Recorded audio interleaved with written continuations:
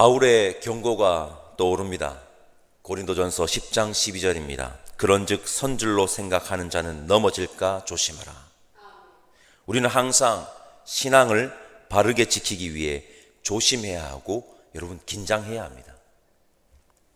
오늘 본문을 보면 르호보암이 가장 어리석은 선택을 했다는 것을 알 수 있습니다. 그 선택은 무엇입니까? 우리 1절 말씀 함께 읽어봅시다. 1절입니다. 르호보암의 나라가 견고하고 세력이 강해짐에 그가 여호와의 율법을 버리니 온 이스라엘이 본받은지라. 여로보암의 나라가 견고하고 세력이 강해지니 여로보암이 여호와의 율법을 버렸다고 합니다. 분명하죠. 교만입니다. 교만은 패망의 선봉입니다. 르호보암은 자신이 통치하는 나라가 견고해지고 세력이 강해진 것이 자신의 통치력이 뛰어났기 때문이라고 여긴 것이 명백합니다. 이것은 교만입니다. 여러분, 르호보암의 나라가 견고해지고 강해진 것이 여로보암의 뛰어난 통치력 때문입니까? 이스라엘의 왕들이 절대 망각하면 안 되는 것이 있는데, 그것은 이스라엘은 북이스라엘이나 남유다나 매 마찬가지입니다. 이스라엘은 하나님이 통치하시는 나라라는 사실입니다. 이것을 망각하면 안 됩니다. 이스라엘의 진정한 왕은 누구십니까? 여호와 하나님이십니다. 여러분, 우리도 마찬가지입니다. 우리의 삶의 주인이시자 우리의 진정한 왕은 누구십니까? 여호와 하나님이십니다. 르호보암의 나라, 르호보암의 나라라고 표현하는 것도 별로 마음에 들지 않습니다. 성경이 르호보암의 나라라고 표현한 것도 르호보암의 마음에 교만이 가득했음을 나타내는 표현인 것 같습니다. 어쨌든 남유다가 견고해지고 강해진 것은 누구 때문입니까? 여호와 하나님 때문입니다. 어제입니다. 찾아서 읽어보지는 않겠지만 역대하 11장 5절에서 12절을 보면 남유다의 성읍들이 견고히 세워지는데 르호보암이 예언자 스마야를 통해서 전달된 하나님의 말씀을 들었을 때, 그리고 들은 후에 남유다의 성읍들이 어떻게 됩니까? 견고하게 세워졌습니다. 그러나 오늘 보십시오. 그 성읍들이 하루아침에 애굽 왕 시삭에 의해서 와르르 무너집니다. 하루아침에. 유명한 구절인 시편 127편 1절 말씀 제가 읽어보겠습니다. 여호와께서 집을 세우지 아니하시면 세우는 자의 수고가 헛되며 여호와께서 성읍을 지키지 아니하시면 파수꾼의 깨어 있음이 헛되도다. 성도 여러분, 오늘도 분명하게 말씀드립니다. 남유다의 왕과 백성들이 하나님과의 관계를 바르게 세우면 나라는 견고해지고 강성해지는 것입니다. 반대로 하나님과의 관계가 깨어지면 견고하고 강성했던 것도 이것이 중요한데요, 하루아침에 와르르 무너지는 것입니다. 하루아침에. 이 도식은 너무나도 단순합니다. 너무나도 단순한데 이것을 망각합니다. 잊어버립니다. 우리도 똑같습니다. 르호보암 역시 이것을 망각하고 가장 최악이자 가장 어리석은 선택을 합니다. 그것은 르호보암이 여호와의 율법을 버렸다는 것입니다. 가장 어리석은 것입니다. 여러분, 우리의 인생도 마찬가지입니다. 우리의 인생의 승패는 어디 있다고 제가 누차 강조했습니까? 하나님과의 관계에 있습니다. 하나님과의 관계. 그러니 여호와의 율법을 저버리는 것은 가장 최악이요 가장 어리석은 선택이라는 것을 여러분 잊으셔서는 안 됩니다. 간절히 소망합니다. 저와 여러분들은 가장 최악이자 가장 어리석은 선택이 아니라 가장 최선이자 가장 지혜로운 선택을 하기를 소망하는데, 그것은 여호와의 율법을 바르게 지키는 것입니다. 두말할 필요가 없습니다. 이스라엘이 강성해질 수 있는 유일한 방법은, 우리가 이 세상에서 강해지고 세상에서 승리할 수 있는 유일한 방법은 여호와 하나님의 율법을 따르는 것입니다. 그 방법 말고 다른 방법 있을까요? 없을까요? 없습니다. 다른 방법 찾지 마십시오. 기웃대지 마십시오. 없습니다.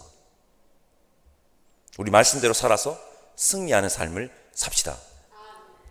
그리고 오늘 본문 역대하 12장 1절을 통해서 변하지 않는 망고의 법칙을 다시 한번 보게 되는데, 나쁜 건 전염이 너무 잘 된다는 것입니다.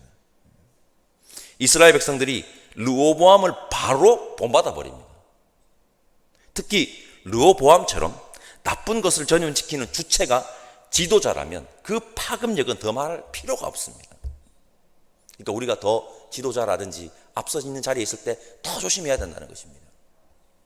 우리 모두는 여호와의 율법을 바르게 지켜서 나쁜 것을 전염시키는 어리석은 자들이 아니라 먼저 선한 영향력을 끼치는 지혜로운 자들 되시기를 바랍니다.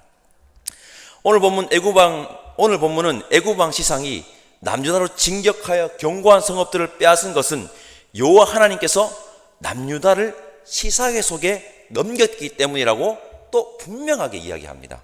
우리 4절과 5절 말씀 제가 읽어보겠습니다. 시삭이 유다의 견고한 성읍들을 빼앗고 예루살렘에 이르니 그때에 유다 방백들이 시삭의 일로 예루살렘에 모였는지라. 선지자 스마야가 르호보암과 방백들에게 나와 이르되 여호와께서 이같이 말씀하시기를 너희가 나를 버렸으므로 나도 너희를 버려 시삭의 손에 넘겨놓으라 하셨다 한지라. 아멘. 성도 여러분, 성경은 우리에게 누누이 말합니다. 역사의 주관자는 여호와 하나님이시다. 기억하셔야 합니다. 이거 잊으시면 안 됩니다. 역사의 주관자는 여호와 하나님이십니다. 이 사실 하나만으로도 우리가 헛된 것에 마음을 빼앗기지 않고 오직 여호와 하나님만을 바라보아야 할 이유로 충분한 것입니다. 충분하죠. 역사의 주관자가 여호와 하나님이신데 어디를 헛된 것을 바라보고 있습니까? 하나님만 바라봐야 되죠. 오늘 본문에도 어제 역대하 11장에 이어 하나님의 사람 예언자 스마야가 등장합니다. 르호보암에게 스마야 같은 예언자가 있었다는 것은 여러분 그나마 다행이지만 결국에 르호보암이 하나님께 돌아오지 않았다는 사실은 참으로 안타깝습니다. 르호보암은 끝까지 신앙의 수동형이었습니다. 수동형. 우리 7절 말씀 함께 읽어볼까요? 7절 말씀 함께 읽겠습니다.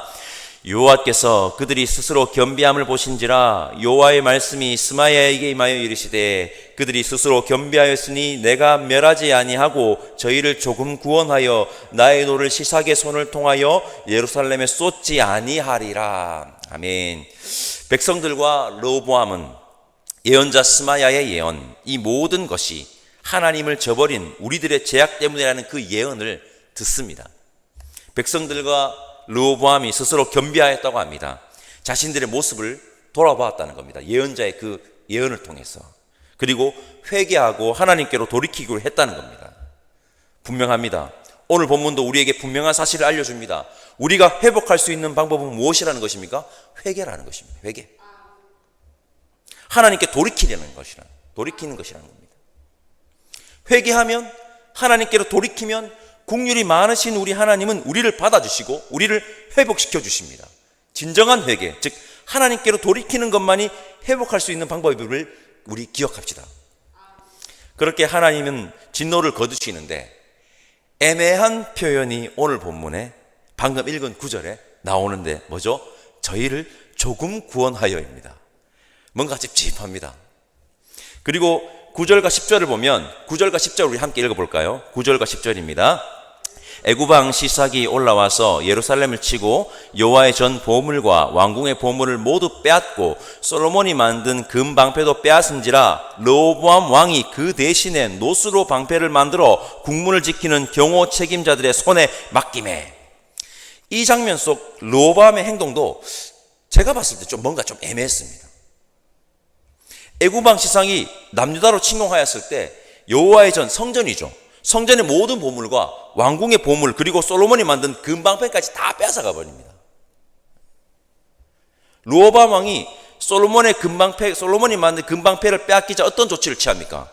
노스로 방패를 만듭니다. 여러분, 금방패가 없어서 성읍들이 무너지고 성전의 보물들이 착취당했으며 왕궁의 보물이 노략당했습니까? 그 수치를 당했습니까? 금이 없으니 노스로라도 방패를 만들어서 방어해야지. 여러분, 이것이 중요한 것이 아닙니다.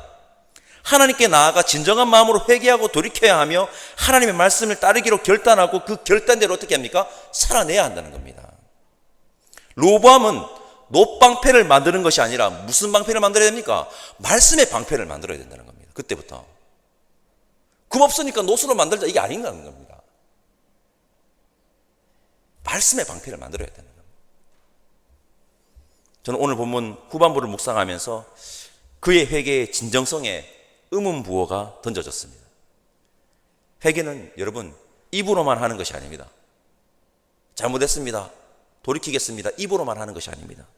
회개는 입에서 어디로 가야 되죠? 마음으로, 그리고 삶으로 전해져서 해야 되는 것입니다. 로보암의 회개는 마지막 단계까지 이르지 못한 것 같아서 안타깝습니다. 오늘 보면 14절은 역대기 역사서가 내린 로보암의 최종 평가인데요, 함께 읽어보겠습니다. 14절입니다.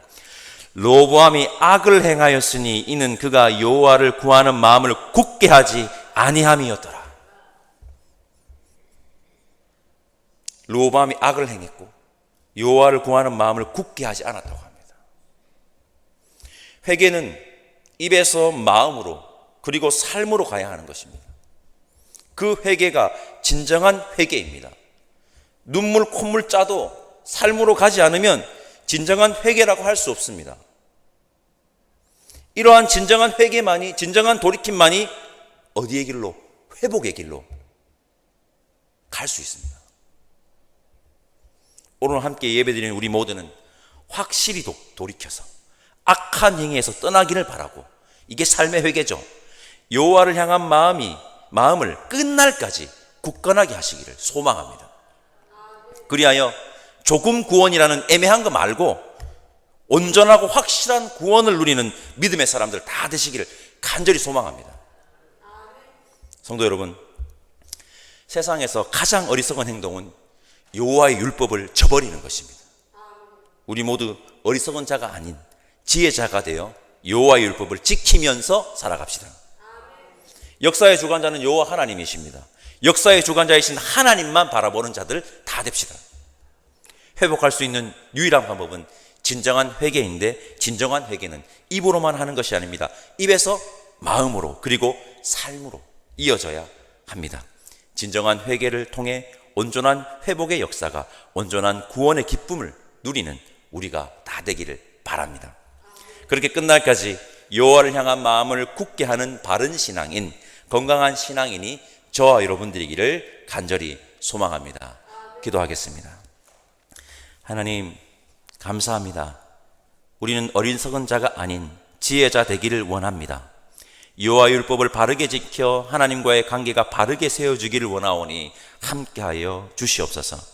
그렇게 하나님 앞에 자신을 날마다 돌아보며 살아가게 하시고 온전한 회복과 온전한 구원의 기쁨을 누리게 하시며 일평생 여호와 하나님을 향한 마음을 굳게 가지는 이 시대의 그리스도인들이 오늘 함께 예배드리는 우리가 되기를 원하오니 성령 하나님 인도하여 주옵소서.